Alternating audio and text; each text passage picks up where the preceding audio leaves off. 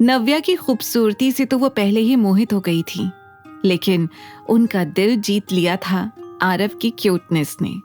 नव्या, कुछ भी चाहिए हो तो मरियम आंटी से बोल देना, ये घर यही संभालती हैं। अविनाश ने कहा। हाँ हाँ, कुछ भी चाहिए हो तो मुझसे कहना, मैं यही हूँ। मरियम ने बड़े प्यार से कहा। कुछ भी? क्या मुझे खाने में इटालियन फूड मिलेगा? आरव ने बड़ी मासूमियत से पूछा। ये सुनकर मरियम को हंसी आ गई। उन्होंने प्यार से आरव के गालों को खींचा। आरव की बात सुनकर उन्हें याद आया कि कैसे अविनाश भी बचपन में इटालियन खाने की जिद करता था। हाँ, जो आप बोलोगे खाने के लिए वो सब बना दूंगी मैं, मरियम ने बड़े प्यार से कहा। आरव ये सुनकर खुशी से उछल पड़ा। अविनाश नव्या और आरव को मरियम के हाथों सौंप कर खुद स्टडी रूम में चला गया। मरियम को पता था कि अविनाश अपनी फीलिंग्स को लेकर बहुत साइलेंट है, इसीलिए उन्होंने कुछ भी नहीं पूछा।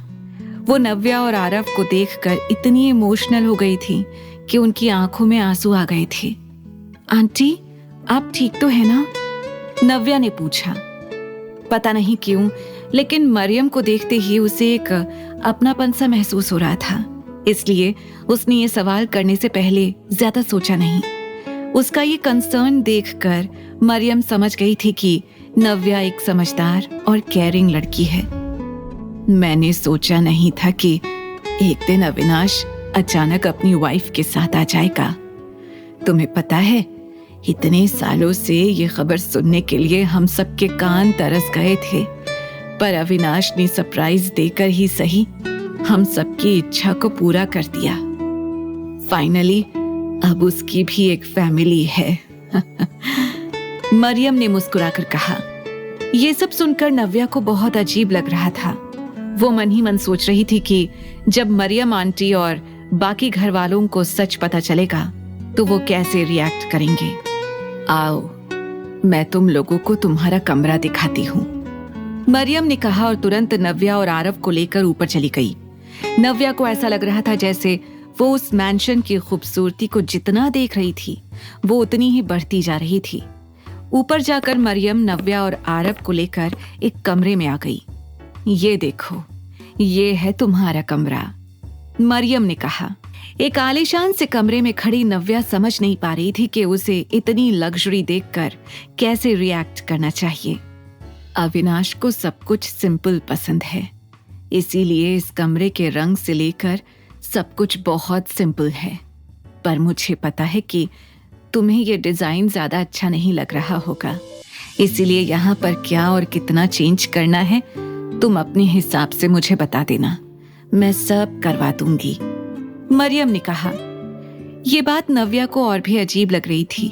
वो ये सोचकर ही ऑकवर्ड हो गई थी कि अब उसे अविनाश के साथ एक कमरे में रहना होगा। मैं कैसे बताऊं कि वो ये सोच ही रही थी कि तभी पीछे से अविनाश की आवाज आई। मरियम आंटी, नव्या इस कमरे में नहीं रहेगी।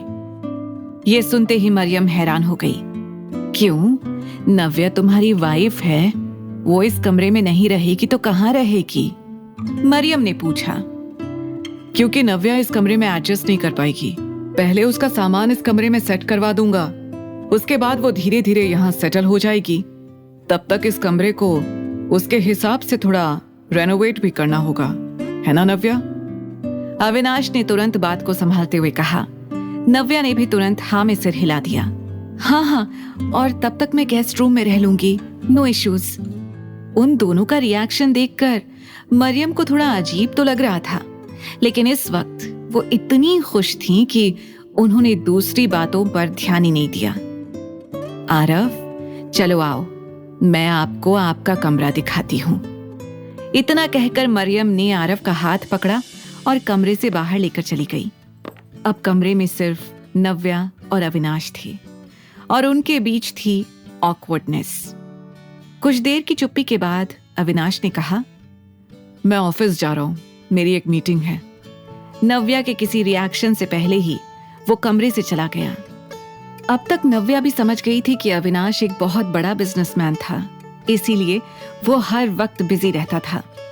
इस शादी के लिए भी उसने बड़ी मुश्किल से टाइम निकाला था।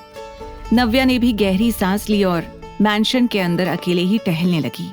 आगे की कहानी जानने के लिए देखिए अगला एपिसोड सिर्फ पॉकेट FM के YouTube चैनल पर, और द रिटर्न के सारे एपिसोड्स को सुनने के लिए डिस्क्रिप्शन में दी लिंक से डाउनलोड करें पॉकेट FM ऐप।